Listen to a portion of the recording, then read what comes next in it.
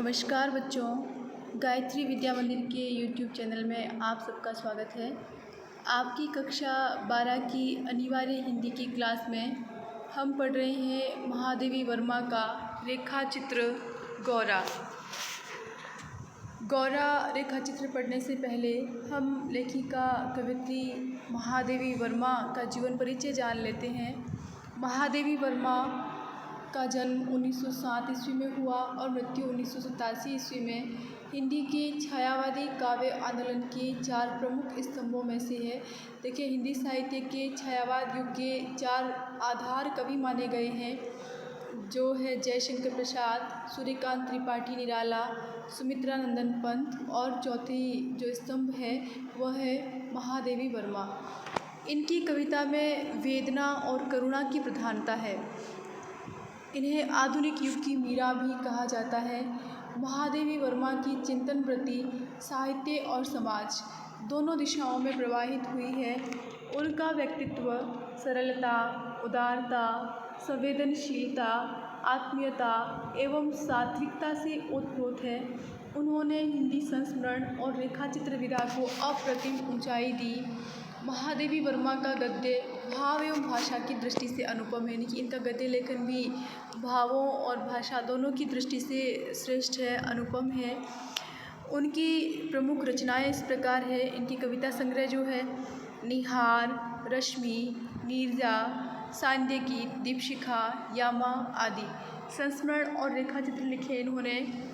अतीत के चलचित्र, स्मृति की रेखाएं, पथ के साथी और मेरा परिवार, इन नामों से इनके सारे संस्मरणात्मक रेखाचित्र संकलित है। निबंध संग्रह है इनके श्रृंखला की कड़ियाँ, साहित्यकार की आस्था एवं अन्य निबंध। आइए बात करते हैं अब हम पाठ के विषय में।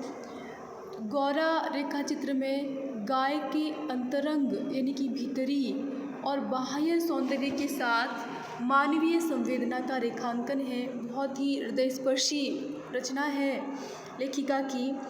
इसमें गाय का घर में आगमन, स्वागत, लेखिका के ममत्व, ममता से बना है ममत्व यानी कि भावना, ममता की भावना, रोचक वातावरण एवं गाय के प्रेम को कलात्मक ढंग से प्रस्तुत किया गया है। गौरा गाय के स्वभाव एवं क्रियाकलापों के अंकन में यानी कि उसकी रचना करने में, उसके विषय में लिखने में लेखिका ने चित्रात्मक भाषा का आशय है कि गौरा गाय के विषय में लेखिका ने जो कुछ भी लिखा है उसे पढ़ते हुए गौरा का रेखाचित्र, उसकी छवि, उसका चित्र हमारी आँखों के समक्ष जीवंत होने लगता है, सजीव होने लगता है, उपस्थित होने लगता है, या हमारी कल्पना में गौरा का बिंब उभरने लगता है। इस प्रकार की भाषा का प्रयोग लेखिका ने किया है। बिंब प्रधान शैली और प्रतीकात्मक शिल्प का प्रयोग किया गया है। अंतिम वाक्य आह मेरा गोपालक देश संपूर्ण रेखाचित्र का वह मार्मिक कथन है, हृदयस्पर्शी कथन है, करुणाजनक कथन है, जिसमें लेखिका की ममता उमड़ पड़ती है तो मानवीय संवेदना भी तड़प उठती है। बहुत सुंदर रचना है महादेवी वर्मा की गौरा, जो इनके मेरा परिवार संस्मरण और रेखाचित्र से ली गई है, संकलन से। अब देखिए, शुरू करते हैं हम पाठ। गौरा मेरी बहन के घर पली हुई, गाय की वय संधि तक पहुंची हुई बछिया थी। वय संधि का आशय समझते हैं आप, किशोरावस्था तक पहुंची हुई यानी कि बछड़ी थी वो।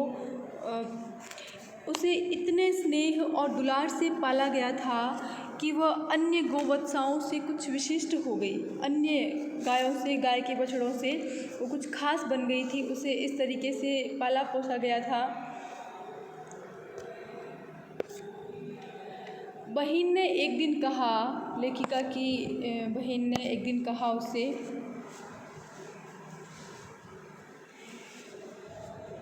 हाँ, तुम इतने पशु पक्षी पाला करती हो, एक गाय क्यों नहीं पाल लेती जिसका कुछ उपयोग हो।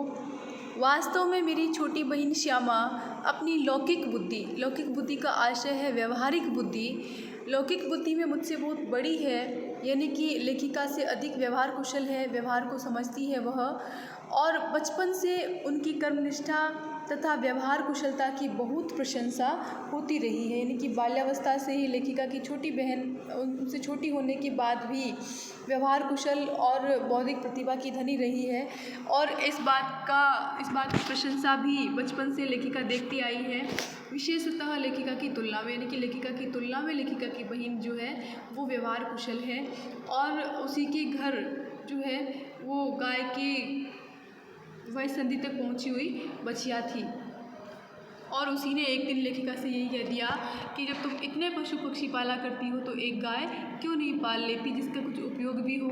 यानी कि अन्य पशु पक्षियों को पालने का क्या उपयोग, गाय का तो उपयोग भी हो सकता है, और वैसे भी तुम इतने पशु पक्षी पाला करती हो। यदि वे आत्मविश्वास के साथ कुछ कहती है, कौन? श्यामा, लेखिका की छोटी बहन।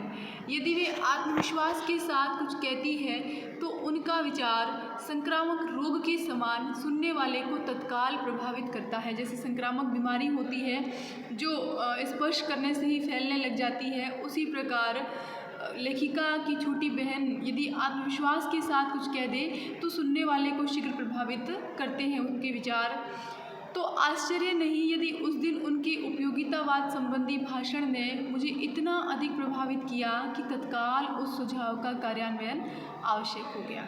तो लेखिका कहती है कि आवश्यक नहीं कि भाई उसकी बहन ने उस मतलब इसमें हैरानी की बात नहीं, आश्चर्य की बात नहीं कि अब लेखिका को भी प्रभावित कर लिया, तो कोई हैरानी की बात नहीं, क्योंकि उनकी बहन आत्मविश्वास के साथ कुछ भी कहे तो सुनने वाले को शीघ्र प्रभावित कर ही लेती है।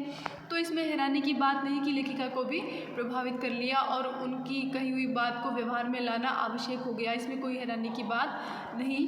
वैसे खाद्य की किसी भी समस्या के समाधान के लिए पशु पक्षी पालना मुझे कभी नहीं रुचा। तो लेखिका कहती है कि वैसे भोजन की समस्या को सुधारने के उद्देश्य से कभी भी उसने पशु पक्षियों को नहीं पाला। जैसे बकरी, कुक्कुट, मछली आदि पालने के मूल उद्देश्य का ध्यान आते ही मेरा मन विद्रोह करने लगता है। बकरी, कुक्कुट और मछली ये सब क्यों पालते हैं लोग? मुर्गी, कुक्कुट यानी मुर्गा और मछली ये सब क्यों पालते हैं लोग? इसका मूल उद्देश्य, इनको पालने का मूल उद्देश्य जैसे ही लेखिका को याद आता है तो उनका मन विद्रोह करने लगता है। विद्रोह किससे करता है कि नहीं, ऐसा नहीं करना है, ऐसा ठीक नहीं है। पर उस दिन मैंने ध्यानपूर्वक गौरा को देखा। पुष्ट लचीले पैर, भरे पुट्ठे, चिकनी भरी हुई पीठ, लंबी सुडौल गर्दन, निकलते हुए छोटे छोटे सींग, भीतर की लालिमा की झलक देते हुए कमल की दो अधखुली पंखुड़ियों जैसे कान, लंबी और अंतिम छोर पर गले पर काले सघन चामर का स्मरण दिलाने वाली पूंछ, सब कुछ सांचे में ढला हुआ सा था। देखो ये चित्रात्मक भाषा, बिंब प्रधान शैली, लेखिका ने ध्यानपूर्वक गौरा को देखा है तो वो कैसी दिख रही है?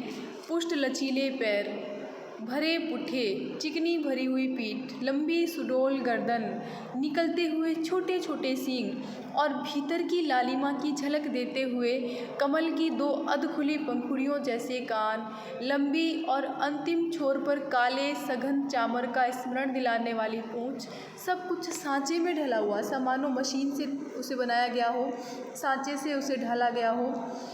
गाय को मानो इटालियन मार्बल से तराशकर उस पर ओप दी गई हो, यानी कि उस पर मानो इटालियन मार्बल से उसको तराश करके उस पर चमक लगा दी गई हो। इस प्रकार का सौंदर्य था गौरा का। ये गौरा का रेखा चित्र है। बिल्कुल यदि प्रश्न आए कि रेखा चित्र गौरा का रेखा चित्र लिखिए अपने शब्दों में, तो बिल्कुल आप ये लिख सकते हैं। फिर देखें, स्वस्थ पशु के रोमों की सफ़ेदी में एक विशेष चमक होती है। जो पशु स्वस्थ होता है उसके जो रोम हैं उनमें एक विशेष प्रकार की चमक होती है। तो गौरा की उज्ज्वलता देखकर ऐसा लगा मानो उसके रोमों पर अभ्रक का चूर्ण मल दिया गया हो। अभ्रक समझते हैं आप, एक चमकीला पदार्थ। तो मानो उसको उसका चूर्ण करके उसके शरीर पर मल दिया गया हो। इस प्रकार की आभा, इस प्रकार की चमक गौरा के शरीर पर उत्पन्न होती थी। उसके कारण जिधर आलोक पड़ता था उधर विशेष चमक उत्पन्न हो जाती थी, यानी जिधर भी प्रकाश पड़ता उसके शरीर पर उधर ही एक विशेष प्रकार की चमक उत्पन्न हो जाती थी। गौरा को देखते ही मेरी पालने के संबंध में दुविधा निश्चय में बदल गई। जैसे ही लेखिका ने गौरा को देखा, उसको पालना है अथवा नहीं पालना है, इस विषय में उनकी जो दुविधा थी कि पालूं कि नहीं पालूं गाय को, वो दुविधा निश्चय में बदल गई। यानी कि अब उसने निश्चय कर लिया, अब लेखिका ने निश्चय कर लिया कि वो गौरा को जरूर लाएगी अपने घर में। गाय जब मेरे बंगले पर पहुंची तब मेरे परिचितों और परिचारकों में, परिचित और परिचारक यानी कि उनकी जान पहचान वाले उनके सेवक, सब में श्रद्धा का ज्वार सा उमड़ आया। श्रद्धा का ज्वार क्यों उमड़ आया? जब उन्होंने इतनी सुंदर गाय को देखा तो गाय के प्रति सबके हृदय में श्रद्धा उत्पन्न हो गई। देखो स्वागत कैसे किया गया है गाय का। उसे लाल सफ़ेद गुलाबों की माला पहनाई गई, केसर रोली का बड़ा सा टीका लगाया गया, घी का चौमुखा यानी 4 बत्ती वाला दीपक जलाकर आरती उतारी गई और उसे दही पेड़ा खिलाया गया। उसका नामकरण हुआ गौरांगिनी या गौरा। पता नहीं इस पूजा अर्चना का उस पर क्या प्रभाव पड़ा, परंतु वह बहुत प्रसन्न जान पड़ी। लेखिका ने देखा कि इस पूजा अर्चना का क्या प्रभाव पड़ा ये तो नहीं जानती, लेकिन वह गाय बहुत प्रसन्न दिखाई दे रही थी। उसकी बड़ी चमकीली और काली आँखों में जब आरती के दिए की लौ प्रतिफलित होकर झिलमिलाने लगी तब कई दियों का भ्रम होने लगा। देखो बहुत सुंदर रचना है लेखिका की भाषा अत्यधिक प्रभावशाली है। देखिए थोड़ा समझने की आवश्यकता रहेगी आपको, अन्यथा आपको ये बात समझ में ही नहीं आएगी। उसकी बड़ी चमकीली और काली आँखों में देखो आरती की जा रही है गाय की, और उस आरती की थाली में चौमुखी बत्ती वाला दीपक रखा गया है और वो दीपक उसकी काली बड़ी आँखों में प्रतिबिंबित हो रहा है, यानी कि उसका प्रतिबिंब दिखाई दे रहा है। तब ऐसा लगता है मानो बहुत सारे दिए जल रहे हो, और ये दृश्य देखकर ऐसा लगा जैसे रात में काली दिखने वाली लहर पर किसी ने कई दिए प्रवाहित कर दिए हो। देखो गौरा गाय की जो आँखें हैं वो बड़ी बड़ी है, काली काली बड़ी आँखें हैं और आँखों में तरलता रहती है। तो वो आँखें जो है वो तो ऐसे लगता है मानो काली दिखने वाली लहर है, और उन आँखों में जो दिए का प्रतिबिंब दिखाई दे रहा है वो ऐसे लगता है मानो उस काली लहर पर किसी ने बहुत सारे दिए प्रवाहित कर दिए हो। गौरा वास्तव में बहुत प्रिय दर्शन थी, यानी कि बहुत सुंदर दिखती थी। विशेषतः उसकी काली बिल्लौरी आँखों का तरल सौंदर्य दृष्टि को बांधकर स्थिर कर देता था। उसकी आँखें बहुत सुंदर थी।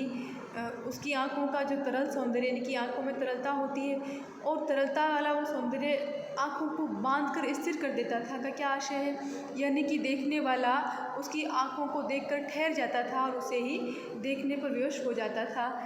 चौड़े उज्ज्वल माथे और लंबे और सांचे में ढले हुए से मुख पर आँखें बर्फ़ के नीचे जल के कुंडों के समान लगती थी। मानो उसका माथा जो है वो तो मानो क्या है, बर्फ़ है, और उसके नीचे जो उसकी 2 आँखें हैं, काली बड़ी आँखें, वो ऐसे लगता है मानो जल के 2 कुंड हैं। उनमें एक अनोखा विश्वास का भाव रहता था। किनमें? आँखों में। गाय के नेत्रों में हिरण के नेत्रों जैसा चकित विस्मय न होकर एक आत्मीय विश्वास ही रहता है। उस पशु को मनुष्य से यातना ही नहीं, निर्मम मृत्यु तक प्राप्त होती है, परंतु उसकी आँखों के विश्वास का स्थान न विस्मय ले पाता है और न ही आतंक। देखो यानी मनुष्य अपने स्वार्थ के लिए गाय को बहुत सारी यातना देता है, उसे प्रताड़ित करता है, दुखी करता है, किंतु फिर भी गाय की आंखों में सदैव विश्वास के भाव ही रहते हैं। हिरण की तरह चकित विस्मय उसकी आंखों में नहीं होता। मनुष्य के प्रति सहज विश्वास उसकी आंखों में विद्यमान रहता है। महात्मा गांधी ने गाय करुणा की कविता है क्यों कहा, यह उसकी आंखें देखकर ही समझ में आ सकता है। देखो गांधी जी ने गाय को करुणा की कविता कहा है, क्यों कहा है, तो देखो ये समझने की बात है और ये प्रश्न भी बनता है आपके कि गाय करुणा की कविता है, महात्मा गांधी ने ऐसा क्यों कहा। तो देखिए पहले हम बात करते हैं कविता की। कविता में जैसे भावों का प्रवाह होता है उसी प्रकार गाय के हृदय में भी संवेदना होती है और वह परोपकार की भावना से भरी होती है। तो जैसे कवि की हृदय की भावना कविता प्रकट करती है, वैसे ही गाय की हृदय की संवेदना उसकी आंखें प्रकट करती है। इसीलिए महात्मा गांधी ने गाय को करुणा की कविता कहा है। ठीक है, तो इसके आगे अब देखते हैं, हम अगले वीडियो में पढ़ेंगे। तब थोड़ी प्रश्नों की बात करते हैं, हम जितना पढ़ा है उससे।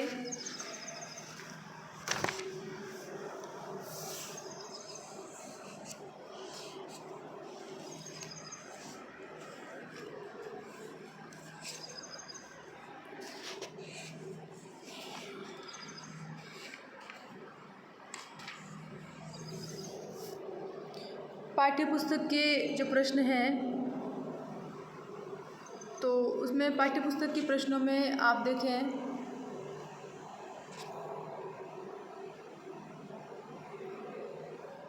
स्वस्थ पशु की रोमों की क्या विशेषता होती है। दूसरा प्रश्न, क्या विशेषता होती है कि स्वस्थ पशु के रोमों की सफ़ेदी में एक विशेष चमक होती है।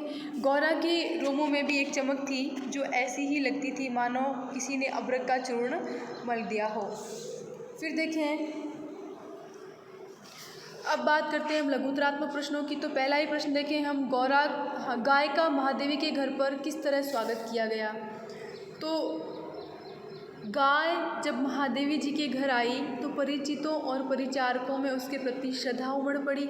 उसे लाल सफ़ेद गुलाबों की माला पहनाई गई, केसर और रोली का बड़ा टीका लगाया गया, घी के चौमुखी दीपक से आरती उतारी गई और उसे दही पेड़ा खिलाया गया। अब देखिए प्रश्न है यहाँ पर एक, गौरा वास्तव में बहुत प्रिय दर्शन थी। कथन के आधार पर गौरा की बाह्य सौंदर्य की विशेषताएं लिखिए।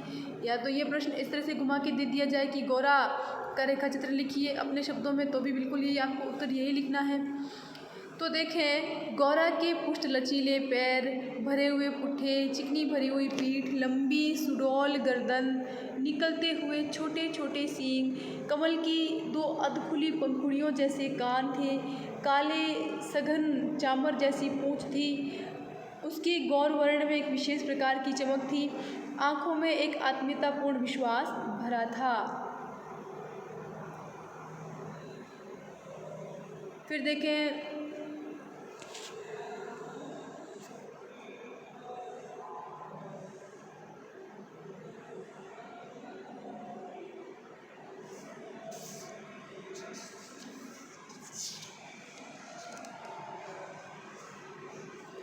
अन्य महत्वपूर्ण प्रश्न की बात करते हैं हम, तो वो तो थे पाठ्यपुस्तक के प्रश्न। तो देखिए, पाठ की शुरुआत से हम देखते हैं कि प्रश्न बनता है कि महादेवी जी के मन में गाय पालने का विचार कैसे आया। तो हमने पढ़ा था कि गौरा महादेवी की छोटी बहन के घर लाड़ प्यार से पली हुई एक बच्चियाँ थी। बहन ने कहा कि तुम इतने पशु पक्षी पालती हो, एक गाय क्यों नहीं पाल लेती। बहन ने उसकी उपयोगिता भी बताई। उसकी उपयोगिता संबंधी भाषण और बच्चिया की सुंदरता ने महादेवी को बच्चियाँ ले जाने के लिए विवश कर दिया। अब देखें, प्रश्न और बनता है कि महादेवी गौरा की किन विशेषताओं को देखकर प्रभावित हुई। बिल्कुल प्रश्न ऐसे हो, या गौरा का रेखाचित्र लिखिए, या फिर गौरा, अभी हम बात करके आए पीछे हमारे पाठ्यपुस्तक के प्रश्न से कि गौरा वास्तव में बहुत प्रिय दर्शन थी।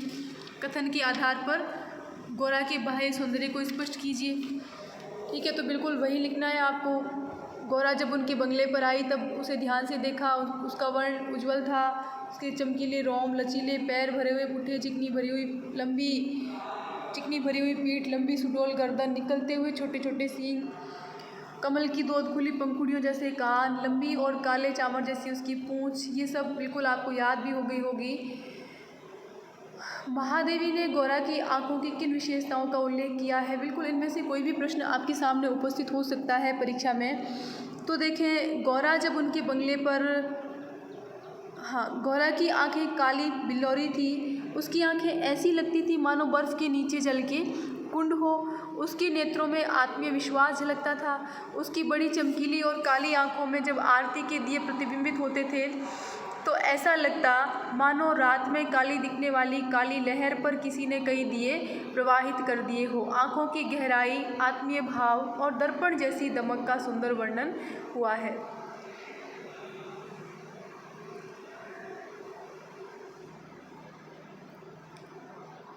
बाकी प्रश्नों की बात हम अगले वीडियो में करते हैं आगे पढ़ करके।